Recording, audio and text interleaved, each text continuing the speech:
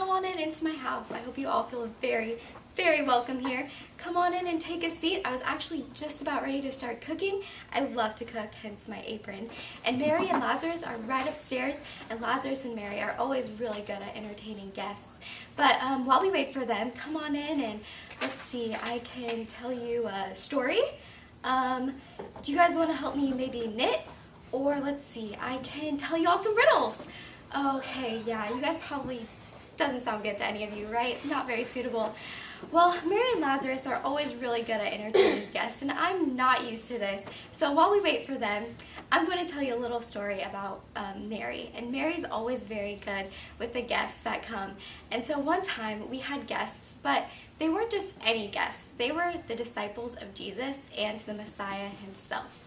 Now I know that some people don't believe that he's really the Messiah, but I do. I mean, how could I not? You see, a few years ago, my brother Lazarus, he decided, well, he got very, very sick. And because he was so ill, there was nothing that we couldn't do for him. So it came to a point where even my hospitality wasn't good enough for him. My sister nor I couldn't do anything for him. So we sent word to Jesus. Patiently, we waited and waited. 2 whole days went by, and Lazarus became worse and worse. And I always believed that Jesus would come. I knew how much he loved us, and I knew that he could and he would help heal my brother. He was our only hope. The very next day, Lazarus fell asleep, and he never woke up.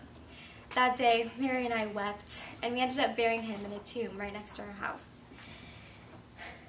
Mary and I, it was troubling to see my brother's death, but it was even more troubling to see why Jesus hadn't come yet. It had been 2 whole days. I knew that Jesus had people to see and places to be, but my brother was dying. Dying. Did Jesus not care? 4 days after Lazarus died, I received words from some of my Jewish friends that Jesus was coming to our little village in Bethany. I was overwhelmed by this news, and even before he came into my house, I ran out to meet him. I welcomed him. I was happy that he was here, but I was also a little disappointed. I couldn't help but say to him, "Lord, if you had been here, my brother wouldn't have died." Jesus kindly looked back at me and he replied, "Your brother will rise again." Now, I assumed that he was talking about, my brother going up to heaven, rising up with God after he was dead. And there's no doubt that my brother would do that.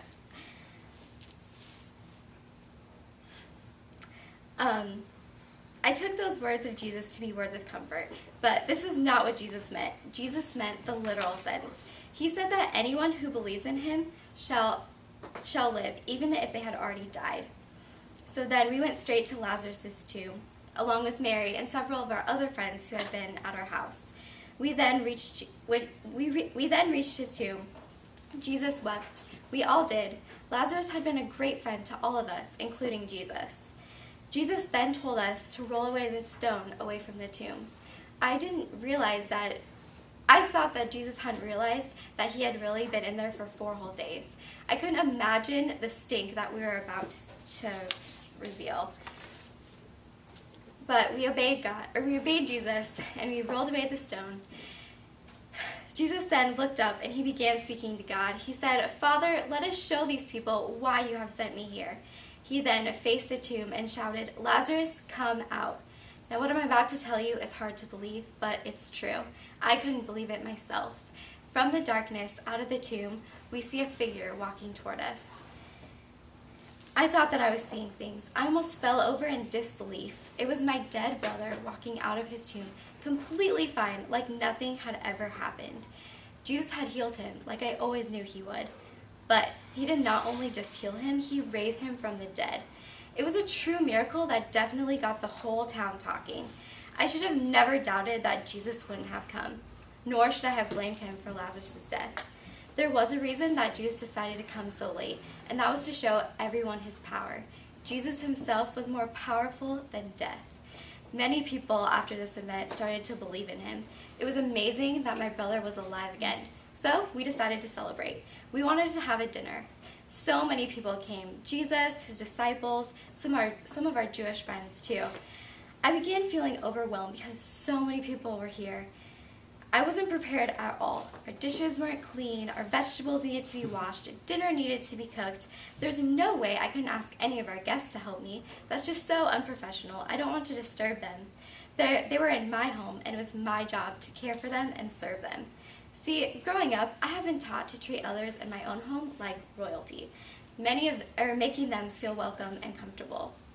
I thought, it's okay, I can do this. So first, let me get everyone a drink. Yeah, that'll be good. They'll have something to sip on right before dinner. And then I'll cook some vegetables. Get some salad going, and then how about some potatoes? Oh yeah, and I need to skin the meat too. So, after all this, okay, I don't know if I can do this. I think I might need some help. Mary, of course, is over there just basking at the feet of Jesus, listening to all of his amazing stories. She's always like this. She's always up for the party, but she's never up for helping me. It's not fair. Does she have any hospitality? Okay, I'm kind of jealous that she's over there basking in the feet of Jesus while I'm here trying to cook for everyone. If you haven't noticed, even though I'm the eldest, I can become pretty envious of my little sister. She seems to always have a way with people. She likes to talk to them, and I mean, everyone likes her, everyone. There's one man in particular who absolutely loved her. One day we were fetching water at the well, and he approached us. He first spotted me and introduced himself, but then he laid eyes on her, and, well, they did not leave. He would not look at me for 1 second, and before I knew it, he was offering up his land animals to marry both of us. He told her he would offer 12 cows, 7 pigs, 2 oxen, and 9 sheep. And you know what I get offered? I get offered a baby goat. A baby goat? Really? That's all I'm worth? Well, thankfully, the offer fell through, and my sister found it rather humorous, of course, but I did not. But I guess that's just who my little sister is. Everyone falls in love with her 2 seconds after they meet her. But that's ridiculous. She shouldn't be in there talking to everyone. She should be here helping me. There's so much to do and so many people. You know what? I bet Jesus would agree with me. Yeah, I bet he would. So I'm going to go in there right now, and I'm going to go ask him. So I went to him, and I told Jesus, "Don't you care that my sister has left me to do all the work myself? Tell her to come help me." Jesus, of course, cared that I was doing all the work, but he surprisingly did not agree with me. He told me that I worry and become upset over the littlest things. But one thing that is needed is that Mary had the right idea of what to do. So I knew what he was talking about. The right thing was to spend time with him. He wanted me to drop everything, get out of the kitchen, and do what Mary is doing, and just take time to listen to him. Now, I didn't argue with Jesus, no way. So of course, I obeyed him. I followed him back into the living room, and 2 minutes after sitting there, I realized what Jesus was saying. Jesus was completely right. I was missing out on hearing Christ, the Son of God, speak because I was so worried about preparing a meal. Anyone else would kill for that opportunity. I learned a very good lesson that day. I learned not to listen to those men out there who think women should always be in the kitchen. Jesus, the man of all men, tell women to get out of the kitchen. Okay, but besides that, I also learned that spending time with Jesus is the most important thing, no matter what. I mean, what if this is the very last time I got to see Jesus? What if he never came around again? I would have missed it because I was too busy cooking. What I'm trying to get at is there's a proper time to serve Jesus and a proper time to listen to him. And if we get so caught up in serving him, we may lose an opportunity to spend with him. Take it from someone who learned the hard way. Jesus loves it when we serve him, but he also loves it when we take time to listen to him and learn from him. We cannot always be serving him if we don't open our ears and our hearts and ask what he wants us to do for him. So before I leave you, I, Martha, want to give you one piece of advice. Never let your work for Christ overrule your time that is spent with him.